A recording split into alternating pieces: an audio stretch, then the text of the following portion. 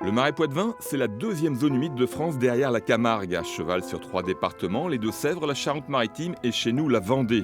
D'origine naturelle, certes, les marais dans leur forme actuelle ont été façonnés par l'homme. Si ces prairies inondées en ce moment sont belles, elles ont avant tout un rôle important pour la nature. Ces prairies, elles ont un rôle majeur puisqu'elles filtrent l'eau. Elles ont un rôle d'emmagasinement du carbone. Elles ont un rôle énorme pour la biodiversité.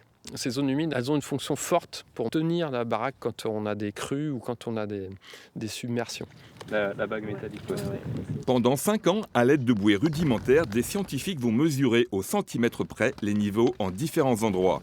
Ici, ils implantent 2 bouées en même temps et à quelques mètres seulement de distance.